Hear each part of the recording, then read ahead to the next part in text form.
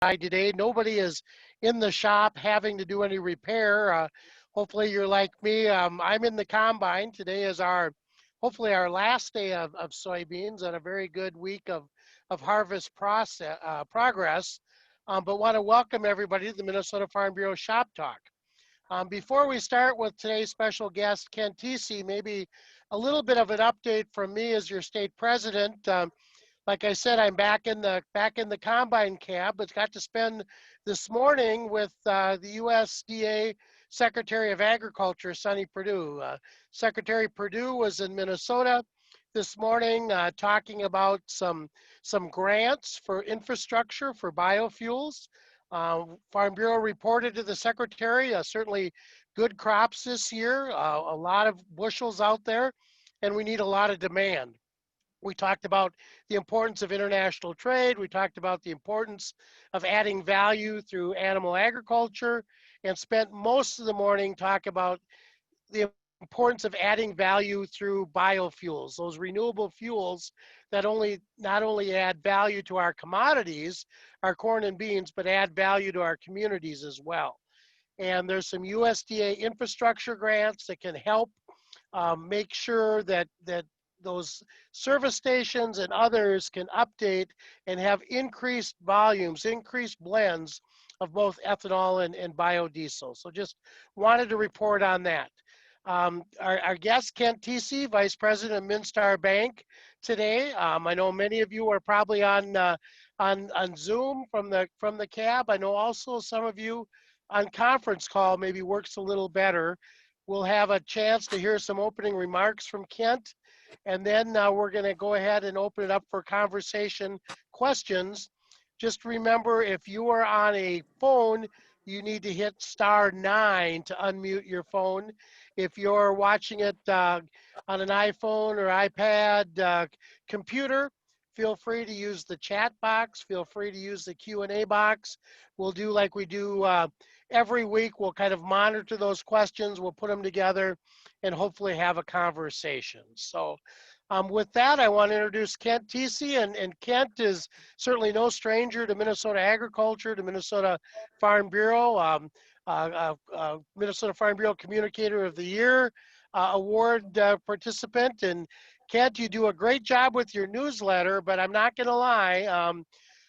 Most of my news is in mail is laying on the island in the kitchen, and we haven't doing this. So we're really looking forward to this conversation with the banker, not only talk about lending and banking issues, but maybe it's kind of that virtual update of some of the issues important to you. So with that, Kent, maybe just some opening comments and hit whatever direction you want, and we'll ask our listeners to think about those questions. So welcome, Kent Tesi, MinnStar Bank Vice President.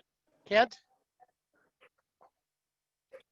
Well, thank you, Kevin. Great to be here today. And as Kevin mentioned, I do write a weekly update called Focus on Ag, and it is published in several print publications, but I also make it available via email each week. If you send me a email at kent.tc@minnstarbank.com.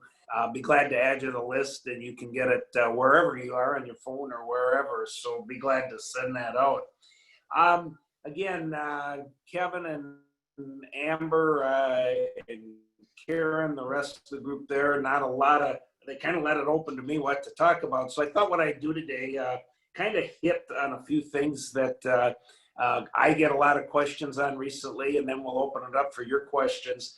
First of all, I know everybody's busy with harvest. I had a chance yesterday, was out a little bit in south central Minnesota, all the way down near the Iowa border, and bean fields are getting few and far between, at least in our area. I know it varies a little. Last week I was in southeast Minnesota, not quite as far along there, but some very good yields. I think overall probably above average is a good term, though there is a lot of variation. I know some areas have exceptional yields. Other areas got a little dry late in the year. And of course, there were some areas that had some severe storms again, too much rain, hail, that type of thing. So but overall, certainly much better than we've seen the last couple of years, 2018 or 19.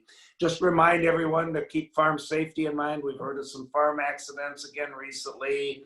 That's always important, and also watch for fires with the dry conditions and winds. We've been hearing of some combine fires, field fires, that type of thing. Thought I'd start out today. As we started harvest, the CFAP 2 program was announced, so I've had a lot of questions on that. It's really a very simple program for crop producers. It's based off of your APH yield and your reported acres for this year. So the good news is FSA has your reported acres. They can access your APH yields from RMA. So basically, if you call in there, you can either go online or you can call in, do it online, and either got to do an actual signature or an electronic signature. And I know I've read some places that some states are having trouble getting those payments out. Minnesota, I have not heard those issues. In fact, I've heard of several people getting the payments fairly quickly. So those payment rates for that CFAP 2 program, basically, when they go through the formula, it ends up being about 23 cents a bushel for corn. It's actually starts at 73-cent price decline, and then they go through some calculations. But so if you got a 200 bushel APH, you're looking at about $46 an acre, 175 about 40, and probably if you're in the 150 range, more like 35. So it's a pretty significant payment on corn. Soybeans, the payment rate ends up about 31 cents. So the minimum payment you can get is $15 an acre. If you're above 48 bushel APH, you'll get a little more than that. But for most farmers, it's probably going to be in that $15 to $18 an acre range, depending where you're located. The wheat payment, it ends up being about 40 cents a bushel. And again, it'll probably be 15 to 20, 22 bucks an acre on wheat. So some pretty significant payments. On the livestock side, you pick a date for hogs and cattle and sheep between mid-April and the end of August for your inventory of fed hogs, cattle, or sheep. And it's $23 a head for hogs, $55 for cattle, and I believe $27 for sheep. And the breeding stock is not eligible for CFAP 2. The dairy is $1.20 a hundredweight based on production from 1st of April till the end of August. And then you multiply that by 1.22 for the September to December production. So basically it's your production from April till August times 2.22 times $1.20. Again, pretty significant payment. They did add some other crops as flat rate crops, including alfalfa, hemp, oats, sugar beets, wild rice. Some of those were not included in the first CFAP 1, and those are just flat rate crops. Now, one thing that has come up with livestock producers, it's alfalfa hay. It has to be pure alfalfa. If it's grass hay or grass alfalfa mix, it does not qualify. Also, specialty crops, sweet corn and peas qualify, as well as fruits, vegetables, nuts. Now, those are calculated based on sales amount. It's about 9 to 10% of your sales amount, depending on your level. And it's based off your 2019 reported sales on your Schedule F of your tax return. If you just started in 2020, I had a farmer call me the other day, then it's based off your actual reported 2020 sales. There's a $250,000 individual or entity payment limit. And if you're in a partnership or corporation, family corporation with multiple partners, you can get up to 3 payments or $750,000. The website is excellent, www.farmers.gov/CFAP. You can go on there and get all the details you need. They did report the first CFAP 2 payments a couple days ago. They've already paid out close to $2 billion in payments, $1.1 billion of that field crops, highest for that. Livestock, a little over $500 million, and about 3/4 of that was to cattle. So some payments, and they've continued. They have $14 billion. You have till mid-December, December 11th for that payments on that. I don't think they're going to hit 10.2 billion. Again, livestock accounts for about 2/3 of that, livestock and dairy together, and field crops about 1/4, and the rest the specialty crops. The difference in CFAP 1, of course, that was based on bushels you had on hand as of mid-January. So or bushels that were sold after January and then on hand. So that's why some farmers didn't have the bushels either from poor production last year, or they had already sold their bushels of grain. So a little different with C2. We'll get to those in the Q&A. As far as the other big question I get, of course, is the 2019 farm program payments. The market year average prices were finalized as of September 30th. And what we end up with based on those final prices for corn, we ended up at $3.56 a bushel, which meant a 14-cent PLC payment based on the 370 reference price. So if you look at that, corn, you're at 75-80% of the corn base acres in Minnesota for 19 and 20 RPLC. If you're in that 60-65 range, you're probably looking at about $18 a base acre. If you're more in the 150 range, probably more around $16 to $17 a base, in the 130-35 range, more in $14-15 a base acre. The other crop with a significant payment level is wheat. The final rate was finalized as of the end of June at $4.58 a bushel, and that amounts, again, you're looking at probably for a lot of farmers, wheat producers, $30-35 a base acre if you have $30. But again, some pretty significant PLC payments. The final market year average price for soybeans was $8.57. $8.40 is the reference price, so no payments there. However, on soybeans, there will be, again, in Minnesota, I think 80+% of the acres are probably in Ark County, because that looked more favorable. And about half the counties in Minnesota are on target to probably get an Ark County payment. USDA has not announced those final rates yet. And the one variable in there, they use that same market year average price, $8.57, but the RMA yields may vary from NASS yields. But based on NASS yields, it looks like there's about a dozen counties, mainly in southwest and south central Minnesota, that'll probably get close to their maximum or above $40 an acre. There's another group of about a dozen counties that are kind of spread throughout the state that'll be more in that $25 to $40 range. And then there's another 20+ counties that'll probably get somewhere between 0 and 20 for $1 and $25 an acre. And again, they're kind of spread all over the state, but again, kind of clustered in that south central, southwest Minnesota area. But then as you go up, especially along the western border, quite a few counties that might get some Ark County payments on soybeans. There are some counties that are going to get close to their maximum or at the maximum level of Ark County payments for corn. And some, most of the Ark County was located in southwest Minnesota. And that southwest corner, most of those counties, counties like Rock, Nobles, Jackson, Cottonwood, Murray, Pipestone will be at that maximum. A few other counties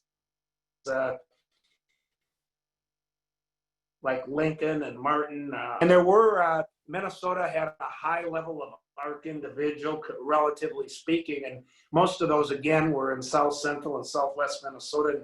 Most of those producers ran the calculations and knew that Ark individual was going to work pretty good. That's where you use individual farm yields, generally in counties where they maybe weren't going to get corn Ark County or get as high as soybean Ark County payments, but they had low yields. And most of those farmers should get close to what they calculated because of where the price levels are at. We look ahead to 2020. I get that question a lot. As we look ahead to 2020 farm program payments, we have a world supply and demand report coming out tomorrow, and that's usually the best indication of where we're at with market year average prices, because USDA updates that once a month, and they use kind of the same formula that's used at the end of the year to make those estimates.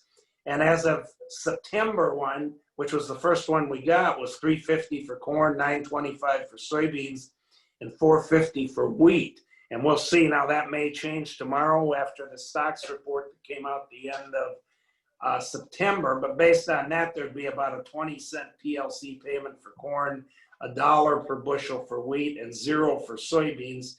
And basically, our county for corn would be very similar to this year. You'd need probably a 10% or more yield loss to collect an Arc County payment. That's below the county benchmark yield. And probably any yield loss for wheat would get you an Arc County payment. And soybeans, you'd probably have to be 20% plus. So with the yields we got in many areas, Arc County payments are probably, and/or Arc individual, not very likely for 2020 on corn and soybeans. But there might be some counties or some areas that might be different. Like I said, the best way to monitor that is follow those monthly world supply and demand reports that come out around the 9th, 10th, 11th every month. One other government program I want to mention is the WHIP Plus program. This was for crop losses for 2018 and 19, especially 2019. A lot of producers did have losses. This pays up to 95% of your affected crop have to take action, go through the formula. This application again is still ongoing at FSA offices. If you haven't applied and you had a loss last year, it's worthwhile. Again, there's a lot of factors that go into it, but I know some farmers that have gotten some pretty nice payments out of that. So if you think you might qualify once you get done with harvest, or if you get a rainy day, you might want to check with your FSA office on that one. The last thing I wanted to mention related to FSA is don't forget about the CCC commodity credit loans for an interest of 5%. That can be a good, if you're in kind of a cash flow squeeze end of the year to make some payments, make those final rent payments, putting some of that grain after you harvest under loan temporarily till it goes to market, rather than trying to get an extra loan from your lender if you're in a tight situation. Good way to do that, low interest rates. So some people have kind of got out for several years out of using those CCC loans as a tool, but they're certainly out there. I guess moving on, a couple other things before we go to questions. I guess the other question I get a lot about is grain. It's really nice, and we got the stocks report a couple weeks ago. Was really a positive. November soybean futures are at their highest level since they came on the board in January of 2018. I think I checked about an hour ago. They're at about 10.51. Corn was at about 388. That's the highest since pre-COVID. Wheat was at 595. Local prices, depending where you are, southern Minnesota, southwest Minnesota, probably in that 350 range for if you were delivering your corn right out of the field or hauling in some of last year's. Probably a little lower than that as you get up into west central, northwest Minnesota, 15, 20 cents lower. Soybeans,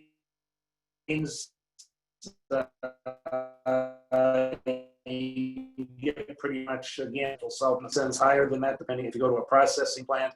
And again, probably 15, 20 cents lower than that as you get further into west central, northwest Minnesota. I guess, the question comes, is that a good price? I look back And again, every ag lender probably has a different number, but a lot of ag lenders were using 325 to 350. Back last winter when we were doing cash flows, probably 825 to 850 for soybeans. So corn, we're probably on a local cash price in that range right now. Soybeans were probably $1.25 or more above that. And again, especially if you're in areas with good yields, sometimes taking some of that risk out, you take the factor that the soybean futures are high. I know everybody gets pretty bullish, but we also have a lot of uncertainty in a lot of areas right now. So taking some risk out, whether you're selling the product, whether you're locking in a price and maybe basis is wide, you keep some room to maybe lock the basis in later. There's a lot of different marketing tools out there, but certainly to take advantage of these markets, the markets don't do you any good if you don't take advantage of them. I guess sit down with whatever advisors you use with your lender, whoever, figure out a game plan and to go forward. Again, doing nothing, if the price goes up and goes down, you haven't gained anything. So, and remember, like I said, the farm program is price based, so we probably aren't going to have as many payments coming next year with that. My final comments, I guess, is as you wrap up harvest, I am a banker, ag lender, and it doesn't matter if it's a bank, farm credit, whoever you're working with. I think I always like to give a few tips. One is to be proactive. Work with your lender as a partner, be willing to share your information once you get wrapped up. If you do any pre-analysis, sometimes, I think they can help you. If you do, hopefully you won't have as challenges as go, but if you know you have issues, the sooner you sit down with a lender to deal with them, you start the refinancing process early. Don't wait till middle of March when you're thinking about going in the fields. Nothing says you can't start that process before the first of the year.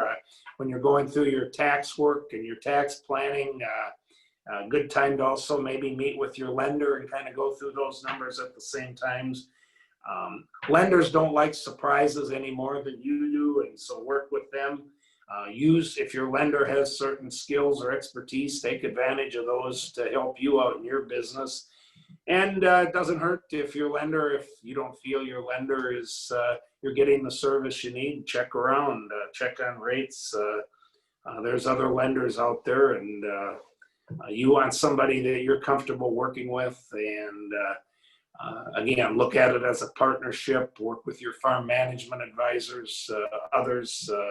I know in our case, we work very closely with whether they're farm business management instructors or private farm management consultants. Try to look at it from a team approach as we work with our farm customers. Kevin, I'm going to turn it back to you, and we'll go to some questions if we have some. And I want to hear what's on everybody's minds. So, well, we've got three right off the bat, and the first one you maybe asked. We kind of talked about this as conversation with Kent or conversation with the banker. What are three important things, the most important things dealing with the banker? I think you kind of talked a little bit about that. Expand a little bit more about that. And then the second question is maybe the hardest question or the best question. What's keeping you up at night as a banker? I'll maybe let you comment on those two, and then we have a third question. Okay, well, I think, again, just to expand on that, I think where things tend to go south when you're working with an ag lender is when the communication breaks down. I think, like a lot of lenders, we had some challenging years in the last few years, really since 2013-14. We've dealt with tight margins, and then, of course, especially in areas like South Central and Southwest Minnesota, some other areas of the state, where we had some crop issues that popped up in 2018 and 19. We ended the year very tight. Of course, the dairy industry and livestock industry have not been pretty. And the worst thing that can happen is when the communications break down. I know we've worked through some issues with some of our farm customers, and the ones we were able to start early, kind of get a plan in place and make some adjustments, went pretty good. Where you wait till it really gets very bad, sometimes your options become more limited. So to me, that's the first one. And like I said, whether you're facing financial difficulty or not, I think having an open relationship with your lender, welcome them out to your operation, let them know what's going on as you're making changes. If you're upgrading machinery or whatever, let them know. I think this year is very important with that. Obviously, I talked about all those government payments. Those are all cash income, and with some improved yields, some farmers are probably going to have more tax challenges than they've had in a while. Again, if you're planning to make some investments into equipment or other assets, sit down with your lender. If some of that's going to involve borrowed money, make sure it works from a cash flow standpoint.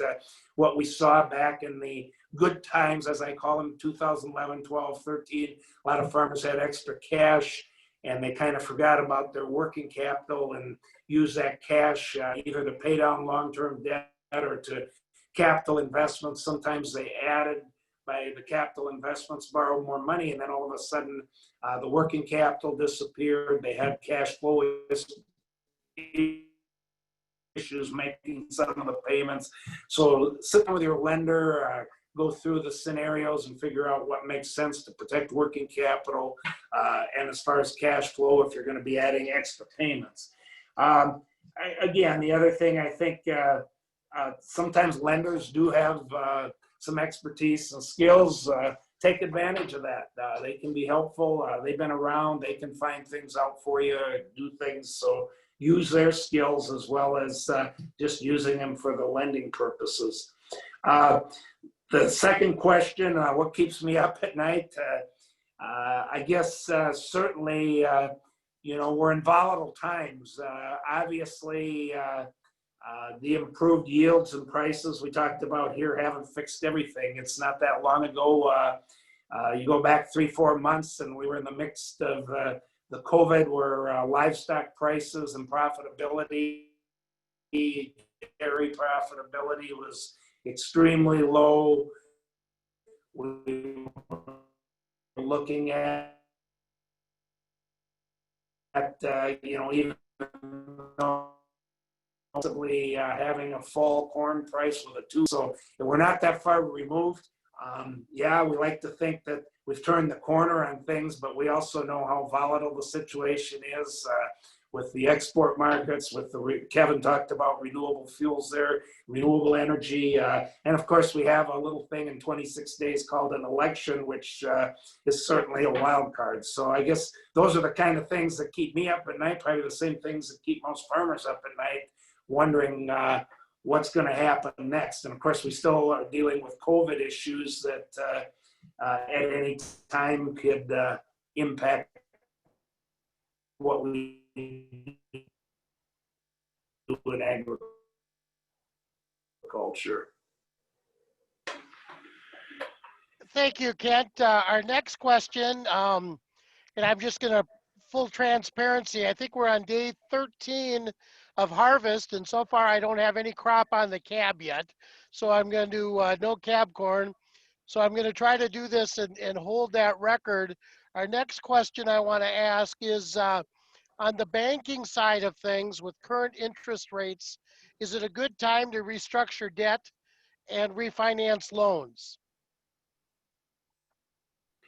That's a great question, Kevin. And I know a lot of lenders have had that. And we're really dealing with longer term interest rates at levels very near the lowest levels they were.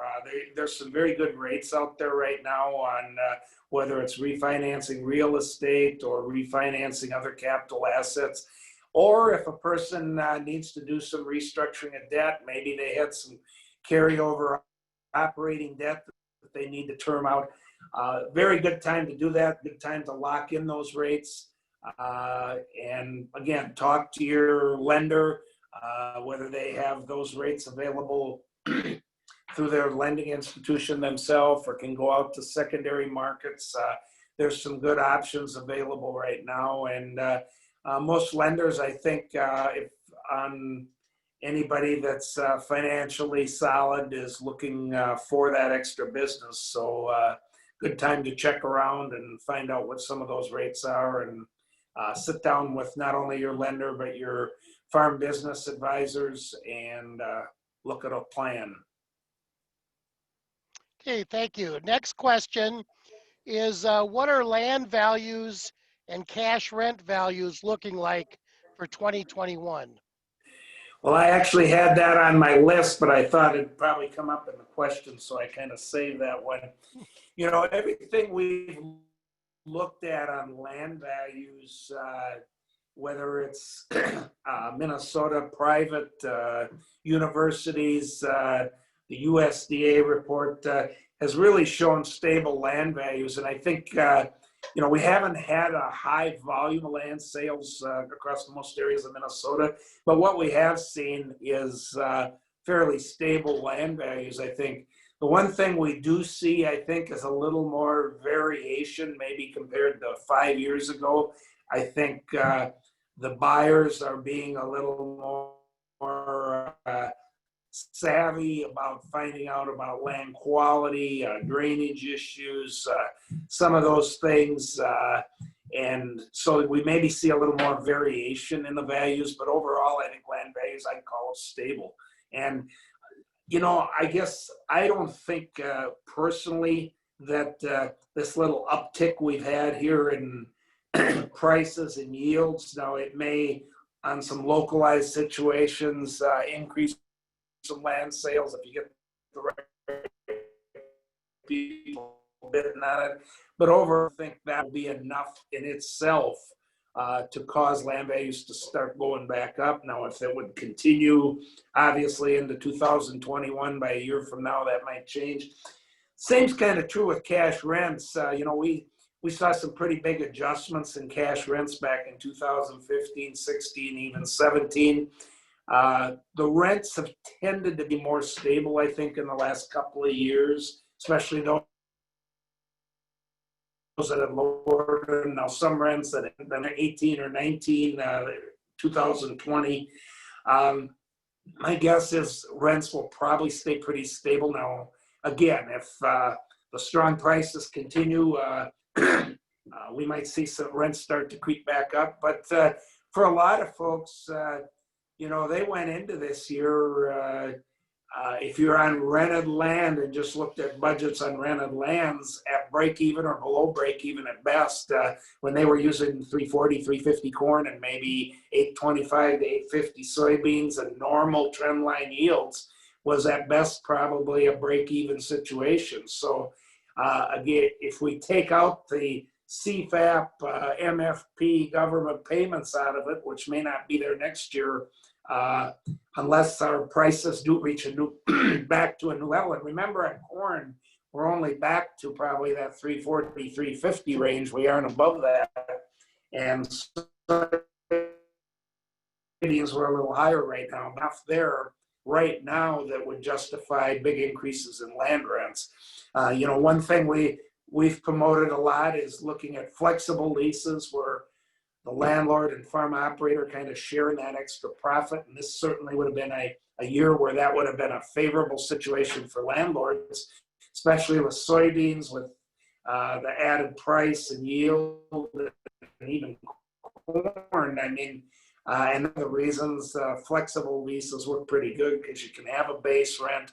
And then when you do have the fortune that we've had this year with, in many cases, with yield and maybe some better prices, then there's some extra rent to the landlords. I guess the one thing I would say to those of you that are farmers if you do end up with profits that are well above where you expected, to give that landlord maybe a little bonus might help with keeping land rents in line as you look forward.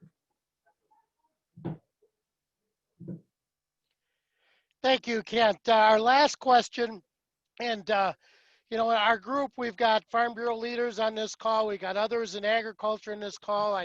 We've got representation from both our U.S. senators on this call and others. Uh, my last question is, you know, you talk about banking, and certainly banking, it's all about relationship and trust and things like that. I think life is about relationship and trust. Certainly agriculture, farmers, Farm Bureau has a great relationship with you and a lot of trust in you, and you've been around farmers your entire life. And my last question for you, Kent, is what is something or one thing that that farmers maybe don't want to hear but need to hear from you? Or in other words, what's something we're maybe doing wrong or we could do a whole lot better? Wow, that's an interesting question. I guess, you know, as I look at it, it's probably, you know, doing the right thing, I guess, is a good answer for that. But, and that's true whether you're dealing with your lender, whether you're dealing with environmental issues. If you're doing something that's kind of on the edge, it's probably going to come back. And what happens is usually the worst case example is what gets drug out there. And I think encouraging others, you know, I think the best thing we got going for us is in agriculture, we get to environmental issues, I'll just pick on that, is where we have been proactive, where we are kind of doing the right things, and we can demonstrate that. Certainly, I've always been a big proponent of having programs that incentivize doing the right thing rather than forcing it. And, you know, I think we've had some battles in Minnesota with things like the buffer law and things like that that have, you know, really caused some issues. And, you know, I think as we look ahead, we don't know what's going to happen after the election, but I can almost guarantee that climate change issues, carbon credit issues are not going to go away regardless who wins that election. And we're probably going to have some different types of programs. And I think we got to be flexible. We got to be willing to look at that and make things work because things aren't going to stay the same ever. And the next farm bill, depending on, again, what happens, might look different than this one. And I think being flexible, being willing to look at alternatives, being willing to listen, I guess, is always important. And, you know, I think obviously we're going to have opportunities. So it isn't all bad. Sometimes we think it's all bad. Same with renewable energy. I mean, I think is the glass half full or half empty? Sometimes we hear all the challenges out there, but you know, I guess I'm one that whatever policy we go, I don't think there's enough windmills or solar states, or they'll have enough in the next 10 years to produce all the electricity and all the energy we need. So I think culture is still your role in providing those needs. So I think, again, stay positive, be flexible, be willing to adapt and make changes, and things are probably going to work out for the best.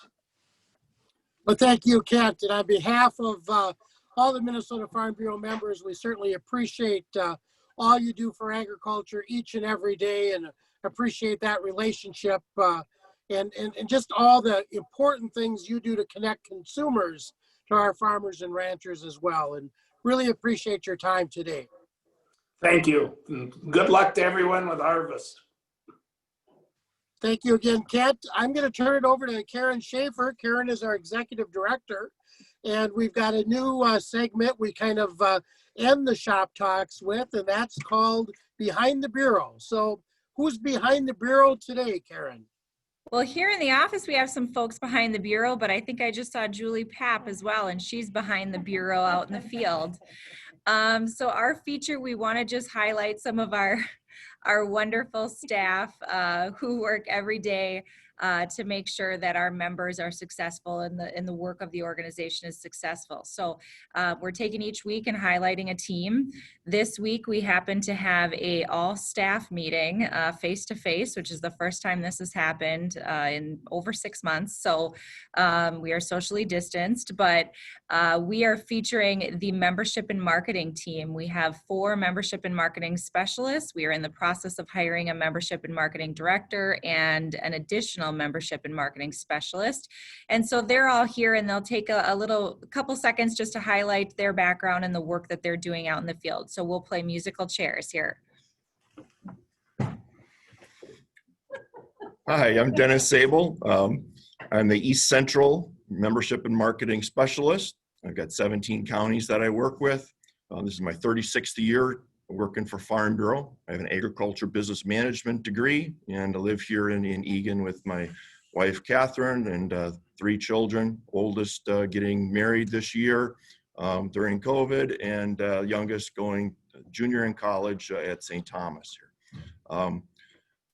One of the things we're supposed to give a fun fact about ourselves. I enjoy watching displays of fireworks and Christmas lights, those type of activities. Some of the things that we do as membership and marketing specialists, we're the liaison between Minnesota Farm Bureau and each of the county farm bureaus in the state of Minnesota. We are the ones that attend your county farm bureau board meetings and assist counties, with your activities. We direct membership activities, we develop leaders, build relationships, and promote our Farm Bureau events and activities. So with that, let's meet the rest of the membership and marketing specialists. Hello, I'm Amanda Revere. I am the Southwest Membership and Marketing Specialist. I have 19 counties that I am responsible for working with. I've been with Minnesota Farm Bureau for 15 years, and they've been really great, and I enjoy working with our members, coming up with their great ideas and ways they can reach out to our members. I do want to throw in, if you're joining us today and you are not a Farm Bureau member, please consider joining. There's lots of great opportunities, such things as we are doing today with Shop Talk, but definitely reach out there's surely somebody in your county that would love to sign you up. I attended the University of Minnesota with I have a degree in ag education, and then so go Gophers, of course. And one little fun fact about myself is I couldn't decide, but I'm gonna go with that. I haven't missed a state fair in over 40 years. And the state fair didn't happen. As much as the food parade sounds like it might be the state fair, it is not the state fair. It's a good filler, but so I have never missed a state fair in my life. So I'm looking forward to state fair next year. Thank you. Hello, I'm Virginia Major. I am the Southeast area M&M, and I have 17 counties in that area. I live in Zumbro Falls with my husband, Sean, and I just love going out with Egg in the Classroom and talking to consumers about where their food comes from. And that's one of my favorite parts about Farm Bureau. And my fun fact is, not very many people know this, but I spent some time in Hawaii researching humpback whales.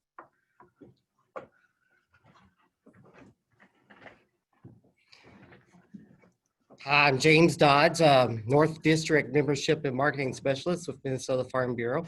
And this is my 20th year with Farm Bureau. My wife and I moved here in 1999, and Bemidji is home, right in the middle of Pine to Prairie, and northern Minnesota's beautiful area. We have, I like to say, we have the state's largest crop, the tallest crop of the pine trees. We also have the heaviest crop. The mining industry is real important in northern Minnesota as well, in the Northeast. So with that, fun fact, that was my fun fact. North District is between South Dakota, North Dakota, Manitoba, Ontario, and Wisconsin. not many people can say that. So thank you. Well, I have to say, I even learned something about those four. So thank you so much for participating today. Most of you at the county levels know your membership and marketing specialist, and we can't say enough about how hard work they do and the connections that they bring. They're really kind of assisting those counties in every way, shape, and form. They know a lot about a lot of things. And so if you don't have their contact information, go to our website, look up their cell phone numbers, and make sure to keep their emails and cell phones on hand and connect with them whenever you have any Farm Bureau related questions.